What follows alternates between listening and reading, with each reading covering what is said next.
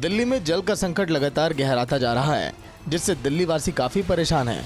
दिल्ली की जनता प्रदेश की सरकार से लगातार पानी की कमी को दूर करने की मांग करती रही है।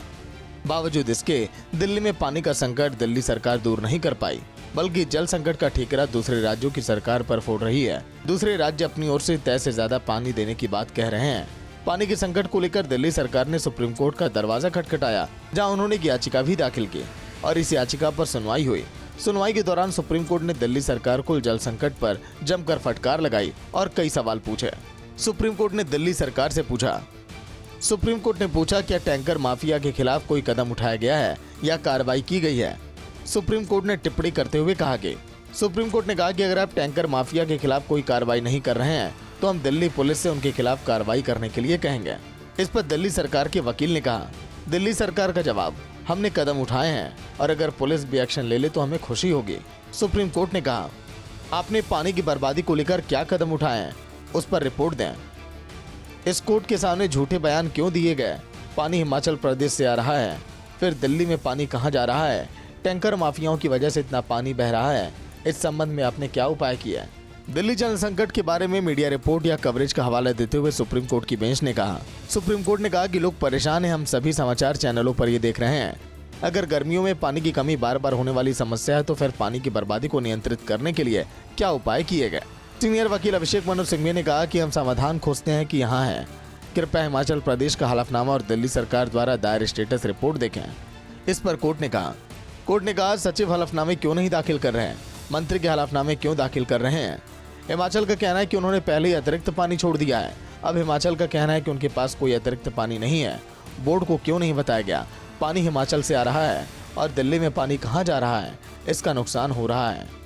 जिस पर दिल्ली सरकार के वकील ने सुप्रीम कोर्ट को बताया। दिल्ली सरकार के वकील ने कहा कि वे इसके बारे में हलफनामा दाखिल करेंगे, क्योंकि बड़े पैमाने पर कनेक्शन काटने के साथ ही पानी की बर्बादी रोकने के लिए कई कदम उठाए गए हैं। आपको बता दें कि कुछ दिनों पहले ही दिल्ली को पानी देने के सवाल पर मुख्यमंत्री ने कहा था कि वे दिल्ली को पानी देने के लिए तैयार हैं। हिमाचल को दिल्ली को पानी देने में कोई आपत्ति नहीं है।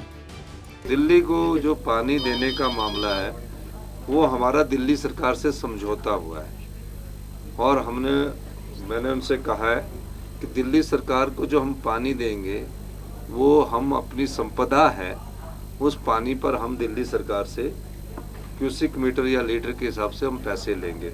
उस पर दिल्ली सरकार ने सहमति बना दी है। अब हिमाचल से जो पानी छोड़कर जाना है वो हरियाणा होकर जाना है, तो हमारा उसमें कोई ज़्यादा वो रह नहीं जाता। हम पानी देने को तैयार है। दिल्ली को पानी को लेकर समझौता।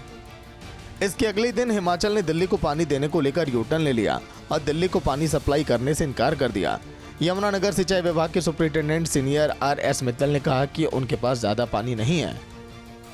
बैठक तो हिमाचल ने सुप्रीम कोर्ट के अंदर एक एफिडेविट दिया था कि उनके पास 137 क्यूसिक पानी एक्स्ट्रा है, जो वो सरप्लस वाटर हरियाणा को रिलीज कर देंगे। तो उसके ऊपर सुप्रीम कोर्ट ने हरियाणा को एक डायरेक्शन दी थी और UIRB को, अपर रिवर यमुना बोर्ड को, भाई अपर रिवर यमुना बोर्ड के जो मेंबर्स हैं वो यहाँ आएंगे और उस पानी को मैयर करेंगे जो हिमाचल दिल्ली के लिए छोड़ेगा, और यदि वो पानी मिलता है तो उसको हरियाणा दिल्ली के लिए एक्स्ट्रा ड्रिंकिंग वाटर के लिए छोड़ देगा।